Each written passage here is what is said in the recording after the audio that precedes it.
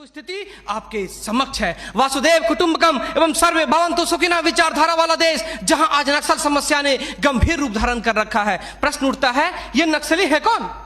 समाज के सबसे शांत, शहरों से दूर जंगलों में रहने वाले तथा खेतों के माध्यम से अपने जीवन यापन करने वाले वो लोग जो अपने पूर्वजों द्वारा दिए गए धरोहर को बचाने के लिए सरकार के खिलाफ हथियार बंद हो गए हैं और अंततः ये लोग नक्सली बनने पर मजबूर होते हैं। महोदय, आधुनिकीकरण के नाम पर उन गरीब आदिवासियों की जमीनों को छीन ली गई तथा उन्हें मजबूर कर दिया बंधुआ मजदूर बनने पर, किंतु आज उनकी अधिकारों की कोई बात तक नहीं करता। मन समर्पित, तन समर्पित और यह जीवन समर्पित। मैं पूछता हूं, देश की धरती तुझे क्या दूं, क्यों दूं और किस लिए न्यौछावर करूं अपना सब कुछ तुम पर? क्या इसलिए कि मुझे देशद्रोह जैसे शब्दों से नवाजा जाए या इसलिए कि मुझे फर्जी इनकाउंटर में मार दिया जाए? जी हां अध्यक्ष महोदय, कुछ ऐसा ही समय था जब मान्य सूर्य लखन भैया सोहराबुद्दीन तथा तुलसीराम प्रजापति को फर्जी इनकाउंटर में मार दिया गया। यह कैसी विडंबना है महोदय, हमारे विपक्षी साथी द्वारा मानव अधिकार का संरक्षण किए बगैर ही राष्ट्रीय सुरक्षा की बात करते हैं। जब आम लोगों का कोई अधिकार ही नहीं हो तो इस स्थिति में राष्ट्रीय सुरक्षा का क्या मतलब? मैं पूछना चाहता हूं अपने विपक्षी साथियों से,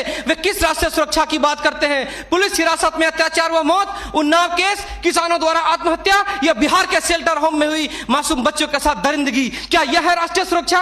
राष्ट्रीय सुरक्षा का अर्थ सिर्फ सीमा की सुरक्षा नहीं बल्कि सीमा के अंदर रह रहे व्यक्तियों की सुरक्षा से भी है। अपने हक को मांगे जाने पर लोगों को नक्सली तथा आतंकवादी करार दिया जाता है तथा यह सुरक्षा देने वाले पुजारी आईपीसी की धारा 124A के तहत गिरफ्तार कर उन्हें देशद्रोह का मुकदमा चलाते हैं, फिर फर्जी इनकाउंटर में भी मार गिराते हैं। जबकि सुनील बत्रा बनाम दिल्ली प्रशासन में माननीय न्यायाधीश ने स्पष्ट किया है कि फर्जी इनकाउंटर हत्या के समान है।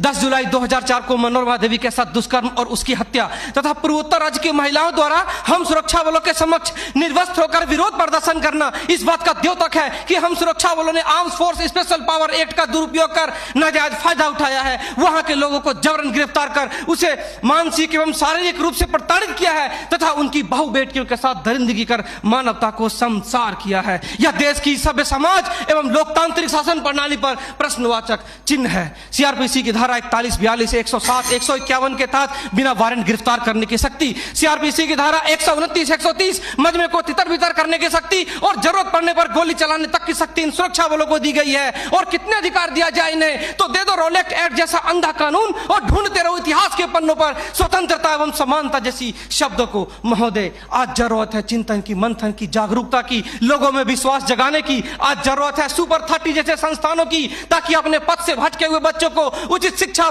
भोजन इत्यादि का प्रबंध कराकर उसे विकास के सही मार्ग से जोड़ सके। अंत में फैसला माननीय निर्णायक मंडल के पर छोड़ते हुए गुरुदेव रविन्द्रनाथ टैगोर की इन पंक्तियों के साथ मैं अपनी वाणी को विराम देना चाहूंगा कि मैं जीना चाहता हूं इंसानों की फौज के बीच में, मैं जीना चाहता हूं उगते सूरज की किरणों के बीच में, सुंदरता और सुगंध के बीच में। मेरी इच्छा है काश मिल जाए मुझे थोड़ी सी जगह इन जीने वालों के दिलों के बीच में। जय हिंद।